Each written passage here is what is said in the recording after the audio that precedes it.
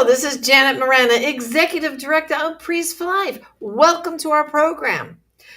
You probably hear a lot of people talk about, yeah, I'm against abortion. Oh, but what about the woman who's raped? Somehow we justify it's okay to kill a baby if the woman's been raped. Well, first of all, I know from the experience of the women from Silent No More, and if you just got to take the survey and ask the women who were raped, and they've done studies. Dr. David Ritter from LEDS who's done studies. And you know what they've said? The women who were raped and aborted their babies were doubly traumatized. They said having that abortion didn't unrape them and it didn't solve the problem. And they felt the guilt of destroying that innocent baby.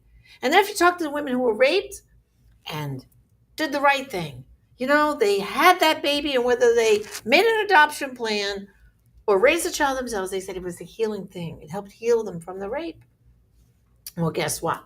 We're not going to rely on rhetoric today, because today joining me is a woman who her mother was raped. Yeah, she's the face of that baby that a lot of people say should be aborted. We're going to hear from her today. So joining me today is a great pro-life leader, Rebecca Kiessling, and she's got a ministry called Save the One. Welcome to the program, Rebecca. Hey, thanks so much, Janet. So let's just go back. Your mother was raped and placed you for an adoption, correct? Yeah. Okay, so how old were you when this whole story came about, when you finally learned of your whole background? Mm-hmm. Well, I was 18 when I learned that I was conceived in rape, and I was 19 when I met my birth mother and learned the horrible details. Abducted at knife point by a serial rapist. Really happy to meet me, but she tried to abort me at 2 illegal abortions. Wow. So you're lucky to really be alive then, because she was being pressured to cave in, like a lot of women who are raped, to abort. Yeah, actually, she said there were no pregnancy resource centers back then, but if there had been, she would have gone. But nobody offered her any other help or hope, just abortion. Oh, boy. And, you said I was lucky, and I like to tell people I wasn't lucky.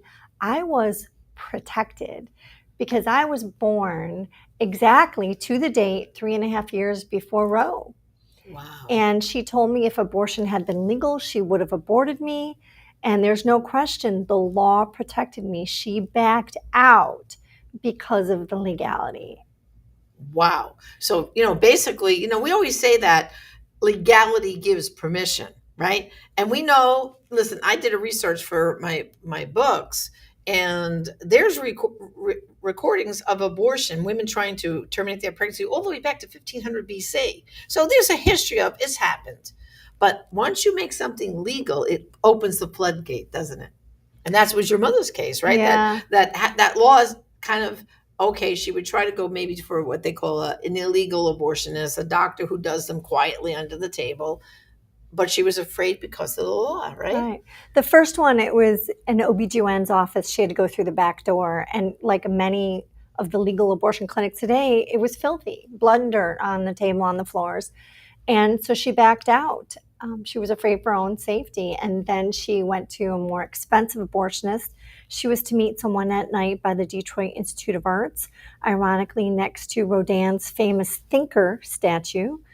And someone would approach her, say her name, blindfold her, put her in the backseat of a car, take her somewhere, abort me, blindfold her again, drop her back off. She was told if she was further along than thought, or if there are any complications, they would have to keep her overnight. Wow. And she expressed concern for her safety. He called her stupid. And she said, "You're going to call me names, forget it." Then he was furious and began to swear at her profusely, and she finally hung up the phone. So she never went. Right. And he called her back the next day to try to talk her into aborting me for $750. The first abortionist was $500. I mean, I know the time, place, manner, how much money was on my head, all these details of my impending death. There's actually the only film ever done on the Back Alley Network before Roe is a movie called Back Alley Detroit. I could watch these men and see the men who were to take my life. Wow. And that is my life-changing near-death experience. Wow. So now, first your adopted mother, I guess she didn't tell you the story. Did you know early you were adopted, or she just waited, till you were older? Yeah, I always knew that I was adopted. And my Yeah. parents were honestly just as curious as I was, Yeah. But they had created a fiction, like many adoptive parents do. Oh, your birth mother loved you so much that she chose To adoption. Yeah. But my birth mother did not choose life. She didn't. She'll tell you that. Now, decades later, she changed her mind. But for the first 6 years I knew her, she maintained that it should have been her right. And then she changed her mind about abortion. Wow. So that first time you met her, did she feel uncomfortable, like meeting you, to saying, No. "Well, here's she's now a grown woman, an adult that I wanted to kill." How did your relationship develop into her then being pro-life? How did that happen? Well, she hadn't told me about the abortions until 2 weeks after we met in person. I asked her about abortion. I was going to Students for Life at my campus in Ah, New okay. Jersey. Yeah. And I flat out asked her about abortion. That's when she told me that, oh, it should have been my right. But when she first met me, she sent me a beautiful letter. Ah, That this was not reason enough of having to give up something as beautiful as you were, and just so many beautiful things that she said. right. So I was shocked for her to say, it should have been my right. You don't know what it was like. And I don't know what it was like. But I know that she's okay. Life went on for her. And I know that my life has value. Yeah, absolutely. And so from this revelation then, what got you to the point where you became a pro-life leader and took up this cause of because you now have a network of other siblings, men, women who have come forward.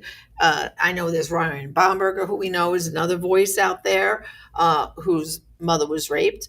And so you've kind of like coalesced them, right, to this Save the One. Yeah. And that refers to, as we know, the 1% of all abortions that are done on victims of rape or incest, correct? That's 1%. So that's why you came up with this title, Save the One, the Yeah. 1%, right? And my friend Jim Sable from Save the One says, what percentage do you have to be before you matter anyway? I mean, Muslims are 1% of the population.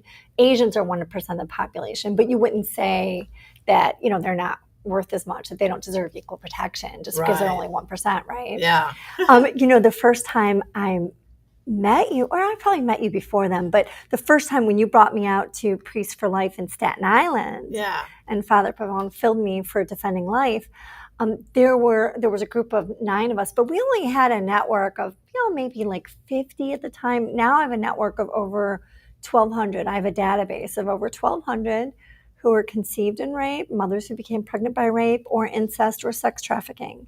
And they chose life. They placed them for adoption, right? Or they survived abortions. Yeah. Literally survived abortions. And, so all different types of stories. And it's mostly mothers in our organization who became pregnant by rape. And then we have hundreds who were told by doctors to abort. So we specialize in defending all of the so-called hard cases in the abortion debate through our personal stories. Yeah. Well, it is the story really puts a face on the political rhetoric. Right. It's very easy to get up and say, as a lawmaker, yes, I'll pass that pro-life law, but we have to have an exception clause for victims of rape. Right. And meanwhile, do you talk to the victims of rape? Do you see what's better for them? Yeah. And what about those children? It's like giving them a death sentence, like you said, right? That's why it's so important for us to go before legislatures and testify. And so I've been all over the country, and I've spoken in parliaments around the world. I train others to do the kind of advocacy that I do to make sure that they're equipped when they go to testify. It's very important to look them in the eye. Don't read your story. Try to memorize it. If you got 5 minutes, memorize it. It's your story. And, make them look in you in the eyes and share your heart from the heart.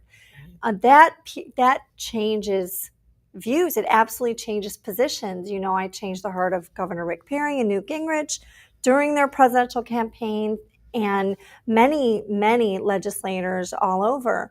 Um, the very first day of law school, I had a course called Legal Research and Writing, and we learned something called IRAC, Issue, Rule, Application, Conclusion. You have to state the issue and then what the rule is or the law or the principle, and then you have to apply it to the real people in your case at hand, and then you have to make your conclusion. And this is what Jesus did, right? In parables. He taught lessons through parables. You could be the greatest legal scholar there is. You could know all there is to know about the law, but if you fail to apply it, if you don't know how to apply it to real people in your case, you'll lose every time in front of the jury.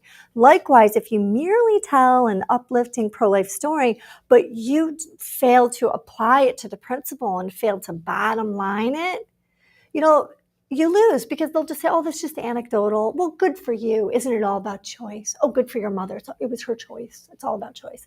We can't do that. We have to make sure that we tell the stories, but also apply it to the principle. Right.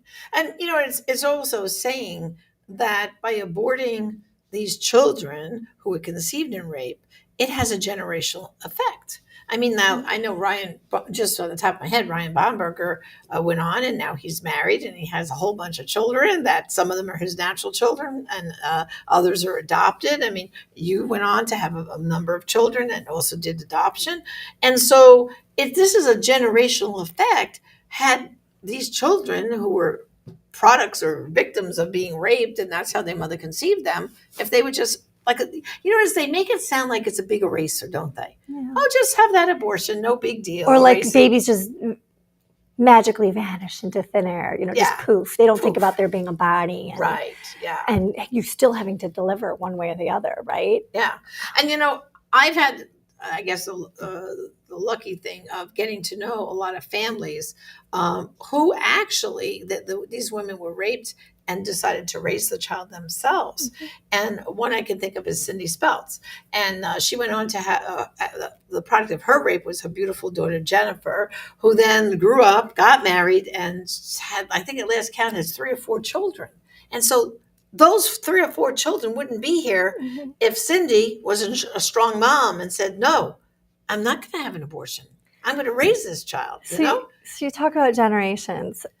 My grandmother was heartbroken when my cousin aborted her first great-grandchild. This is my adoptive Jewish grandmother, who was a Jewish atheist, but she hated abortion.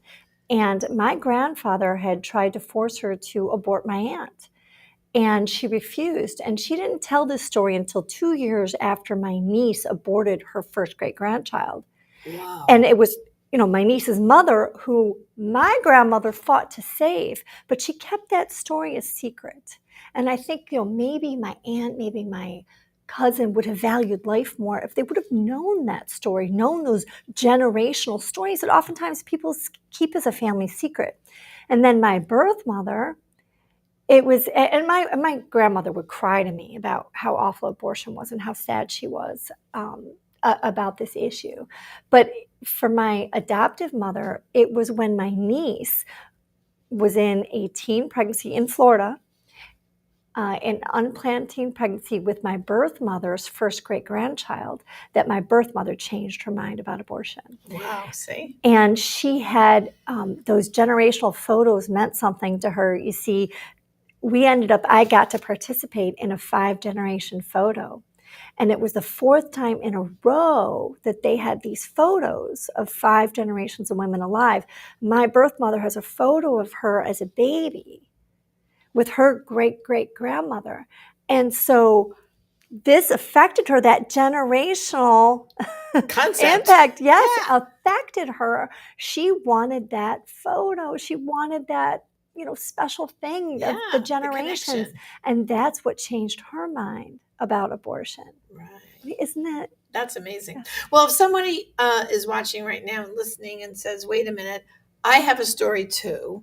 How would they get in touch with you to like add their voice to those other 1,200? How would they do Sure. that? So, not everybody wants to share their stories. Sometimes there's difficult family dynamics where they're not able to, but Right. we do have support groups. We have a group of hundreds for women who are conceived in rape, a special group just for men conceived in rape. We have a group for mothers who raise their children. We have a birth mothers from rape group. We have post abortive from rape support groups. And then we have regional groups. We have a carry to birth group for people who were told by doctors to abort.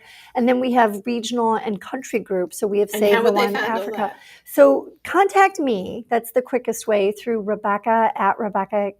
Well, my website's Rebecca at RebeccaKiessling.com. So My email, RebeccaKiessling.com yeah. is the shortcut, right? Yeah. And then from that spot too, RebeccaKiessling.com, if they'd like you to come and testify, if Yeah. there's a state legislature or something in your county, you need someone to testify. If not you, you can find others from your group that would come and testify. Because like you just said, it's that face-to-face story Right. that changes those legislators' hearts and minds. And then there's hundreds of blogs on our website, savetheone.com. And that's the number one.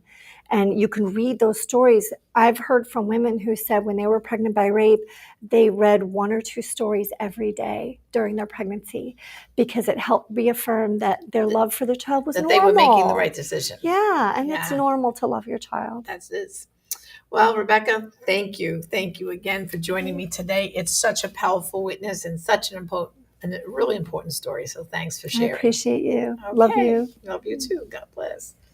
Well, brothers and sisters, I hope you learned something to do today. That your homework is really to go to her website, read those stories, memorize some of those facts. Because the next time you're in a conversation and people say they're in favor of banning abortion, except in the case of rape, I want you to remember Rebecca and all the others like Rebecca, that you're there to speak up for them too. You too can save the one. Thank you for joining us. And till next time, Janet Morana, and God bless.